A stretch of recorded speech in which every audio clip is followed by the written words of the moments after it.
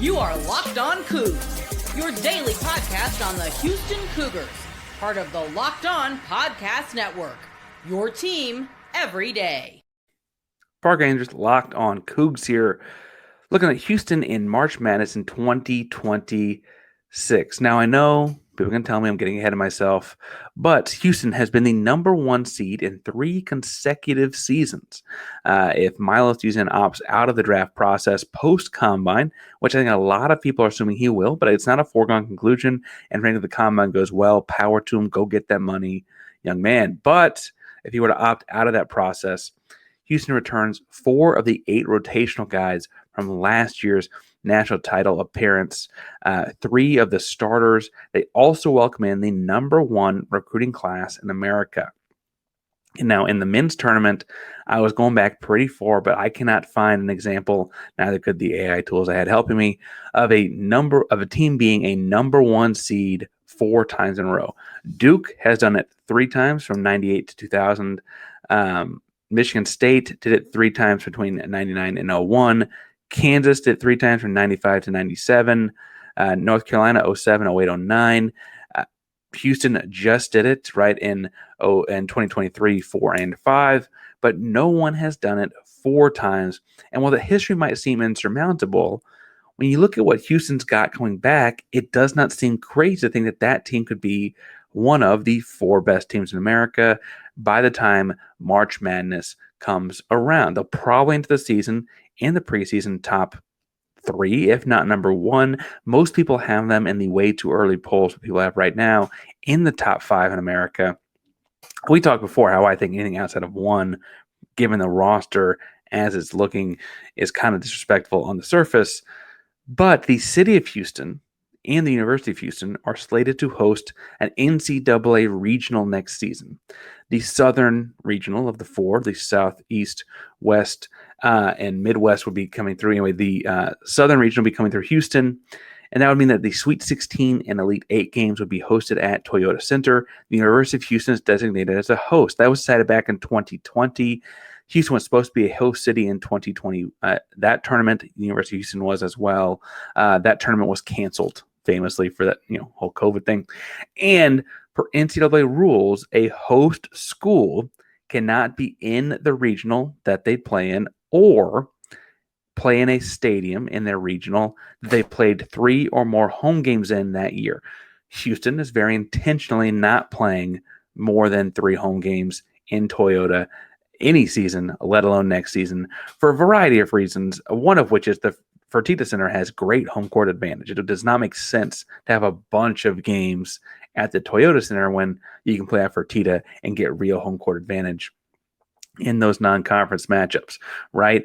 But Eddie Nunez, per the Houston Chronicle, I believe it's Duarte reporting it, says that the university is seeking clarification and simultaneously talking to other partners about passing on those hosting duties in order to have playing the Sweet 16 Elite 8 games at Toyota as an option.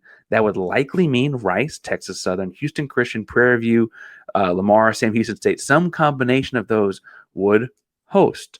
The Big 12 has reportedly said they're not going to host it, which, I can go on my tangent here for a second, is completely freaking bogus. The Big 12 has hosted in Kansas City, allowing Kansas to play in that region as recently as 2023. They hosted the Southern Regional in 2024 in Dallas. Houston got to play in that one because it was in Dallas. The Pac-12 doesn't even really exist, and they got to host a regional on the West Coast in the Chase Center in San Francisco. That the Big 12 is not an option here is absolutely bonkers, and it would not impact Houston in the same kind of way. Houston would be able to play, theoretically, in the Toyota Center if Big 12 hosted, and apparently that's not going to be an option. So you're looking at these smaller schools. It is not uncommon for smaller schools to host. UTSA hosted South Regional in 2022. Houston saw Arizona and Villanova, if you remember, in that Sweet 16 and Elite 8. There's a whole deal in that one, if you don't remember, about Villanova potentially having the same thing happen. They ended up getting a 2 seed, so it didn't matter. But they were looking at being a 1 seed and playing in the Wells Fargo Center in Philadelphia because Penn was hosting. The big discrepancy there was that Villanova had actually played 4 home games, air quotes, in the Fargo Center didn't end up mattering. They got put in the Southern region at the 2 seed. Houston played the Elite 8. Now, we don't want to talk about that after that. Incarnate Word and UTSA hosted the Final Four last year in San Antonio. Small schools can host these things, right? It would not be uncommon for these smaller athletic departments to partner or to work together or to just host it outright. And I say all that to say that, there were several people on Twitter that told me this couldn't happen back when I was saying it could happen, and this feels kind of nice to talk about how it can happen. Feels nice. But I think perhaps more importantly, this tells us two things. One, Nunez is getting on it. He's been on campus less than a year, and he is looking out here. He's like, okay, how can we get this program and this city behind itself at the Toyota Center next March? How can we recreate what Purdue and all those home court type of advantages we talked about the Midwest region having, that Houston had to play, right? How can we get that in their favor, in the Houston Cougars' favor next season, right? Purdue played near home and gave Houston all they wanted in that Sweet 16 matchup. How can we have that at home? Looking forward. I love it out of Eddie there. Second, I also think it's worth pointing out that what you're looking at here is a way to continue to grow the university's footprint, even if that means like we're okay giving up the financial impact of hosting, right? Theoretically, a host school can gain some money based on gates and revenues and workers and so on. Really, it's not a big deal in terms of like the billions of dollars to run segment one making it to the NCAA finals, but it is certainly something for smaller programs. It's why you see a lot of smaller programs do it. It's also why you see a lot of conferences do it.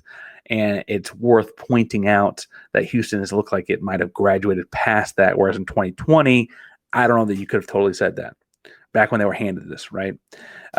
Further, the national championship game, the Final Four national championship game in 2026 are in Indianapolis.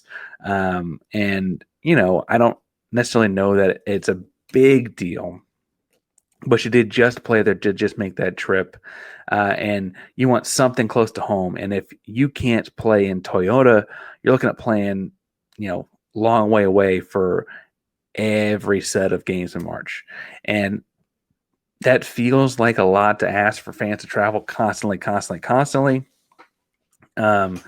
Houston fans have traveled well in March, and we saw that in San Antonio last year on his couple-hour drive. Houston, frankly, had a pretty good showing relative to the distance in Indianapolis. But all of that said, I feel fairly confident here that ultimately what you're looking at for Houston is they want to make sure that they have Sweet 16 Elite 8 games that fans can come to. And the most realistic option for that is going to be in the Toyota Center. And so we'll see how this unfolds. It might all be for naught, but it's not for not trying. And I appreciate that part out of Eddie Nunez and the crew. I don't know if it ever amounts to anything, but we're going to get into that as it unfolds. Speaking of things unfolding before our eyes, Houston Cougar baseball had an interesting weekend, to say the least. Let's jump into that. But first,